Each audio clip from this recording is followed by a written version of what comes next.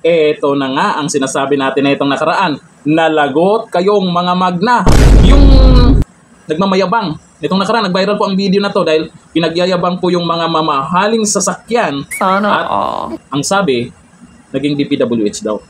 Nako, eto si Marcoleta. Kukunin niya lahat yung mga mamahaling sasakyan na yan.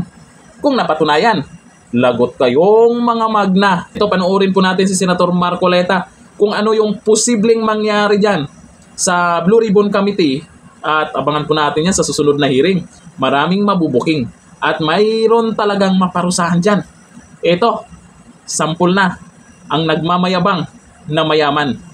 Ito yung video. Kung sasakyan po na mamahalin, pati po yung bahay ko, inyo na po, ibenta po ninyo para maibalik po. Okay, pumirma mga rito. Lahat Mga mamahalin sasakyan, gano'n. kukunin ko lahat yung mayor pag-aari mo para itapat to sa ginawa ninyo pandililan sa tao. Nagbigay ng pasilip Lagot. si Senador Marcoleta sa Ayan na. posibleng kapalaran ng mga kontraktor na mapapatunayang kasabwat sa mga anomalous flood control projects. Kaya, Dapat kasama congressman dyan. Lalong-lalo na kung talagang may lalabas nila na talagang meron na tayong listahan ng mga ghost projects, may admission na sila, eh gusto kong makita, para doon pa lang, panagutin na natin kung sino may kasalanan. Kasi ghost ito eh. Totoo po. Ghost ito, hindi po pwedeng walang managot dito. Yung ghost Correct. yan talagang walang kano. Yung mabuti-buti pa yung substandard, at least medyo mababawi mo ng konti. May nakita ang tao. Pero yung talagang totally ghost, yung 55, talagang yun, grabe. Saan walang kapatawaran siguro yun? Kaya nga, yun lang makakita tayo ng mga, palagay mong may 10 ghost projects tayong nakita. Palagay mo lang, ano? Doon pa lamang, ay meron na tayong may lalaka na mga bagay-bagay para sa ganon ay yung nasayang na pera magkaroon naman ng kapupuntahan kung ano man. Unang-una, siyempre susuriin natin sino-sino ba ang nasa likod ng ghost projects na yan. Kailangan, sino yung contractor, sino yung kasabwat ng mga opisyalis ng DPWH, at kung may kinalaman yung mga politiko sa likod niyan, may pananagutan po sila. May At chance. Tama. may mangyari na. Yan, opo, sir. At ang tanong pa doon dyan, may chance ba kahit paano, sir, makabawi man lang ng pera sa mga yumaman dyan? Kung talagang ghost? Opo. Ito nga, halimbawa, napatunayan natin, Ghost. O di wala na tayong debate tungkol dyan. Opo, yan, halimbawa, O ano ang kinakailangan dyan? Ibalik po ninyo yung pera sa bayan. Di ba? Pwede mo magawin yun. Baka nagastos Ibalik na- tapos wala namang- ikulong. Bakit? Wala ka namang pera para ibalik mo yun? Hindi ko naman sinasabi yung perang meron kang ibabalik mo yan. Ayun. Oo, ibabalik mo yan. Merong mga funding companies na nag-post ng performance bond yan. Ayun, insurance. Oo, di ba? Kung halimbawa yung COA, paano mo napirmahan niya na completed ang project? Ghost pala. Di ba mananagot kung sino man yung, hanggang saan na nga abutan sa mga auditor na yan. Opo. Kasi pumirma kayong lahat eh. Pinatunayan ninyo, sinertify ninyo unang-una, merong certification of completion. Yan. Sino lahat ng opisyal ng DPWH sa pumirma niya na pinaglulukon nyo ang taong bayan? Ikaw, may kasangkot ka pa rin, pumirma ka pa dyan, di ba? Yan. Sino politiko na kasangkot yan? Politiko, sino? Kailangan dito pa lang, kung halimbawa yung mga mapatunayan na nandyan at kasama pa sa DPWS, kinakailangan nyo nang tanggalin. Ayun. Outright, tanggalin nyo na without prejudice to criminal or civil or administrative prosecution.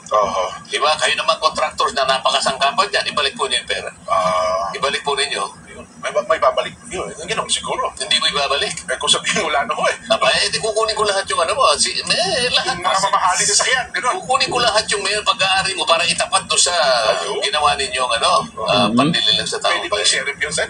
Kunin mo mga gano'n. Para nga madali tayo, kung gusto mo, ganito na lang, ha?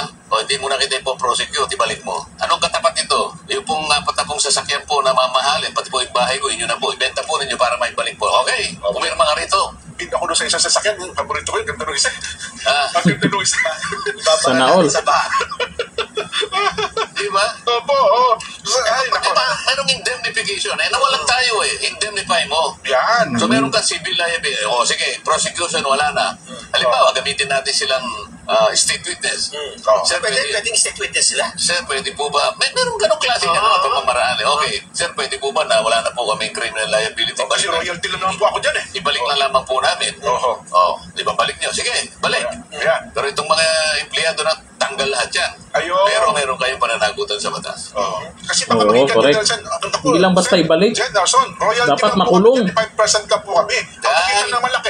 Kahit na 5 centimos lang yun, pumayag ka na Ayun. kasangkot ka dyan eh. Hindi nyo may palalabas yung multo na project na yan kung hindi ka sumausaw dyan. Kaya nyo napalitaw na may project kahit wala dahil magkakasabot kayo. Tigil-tigilan nyo na. Sabi nung isa, Jen, ako, sabi niya, ito, may nag-text sa atin. Jen, alam mo bang namatay ang negosyo ko dyan? Kasi wala akong pang 3% advance sa member ng back. Kapag ka-back pala, Sen, para makuha mo yung proyekto, advance mo agad, 3%? Ganun pala yun. Buti 3% lang siya panahon niya. Siguro matagal na yan. Kaya daw ko nasira yung negosyo niya. Eh, 5% na eh. Advance po? Oo. Kung ay, grabe. Wala kasi. Para lang makuha na isang... Grabe. O ayan, yan ang nga sinasabi nakaraan. Lagot kayong mga magna. Kaya si Dunyor, galit-galitan na. Kahapon lang, dito sa Maynila, may mga lugar na bumaha na naman. Sino ang dapat sisihin? Sino ang dapat sisihin? Siyempre, yung nasa baba, hindi talaga mawawalan ng mga magna. Depende yan sa namumuno kung babantayan talaga niya. Pero kung napabayaan, sa loob ng 3 taon, eto, lumaki na. Pinagyabang pa niya nung SONA. Flood Control Project, libo-libo yung nabanggit niya. Yun pala, maraming ghost project. At eto na, may mga yumaman na di umano. Merong isa na pinagyabang pa. Ang sabi, sa DPWH daw sila. Pero imbestigahan pa yun kung saan nanggaling yung pinambili nila ng mga mamahaling sasakyan. Nag-viral din po yung dalawang yun. Pinagyayabang yung kayamanan.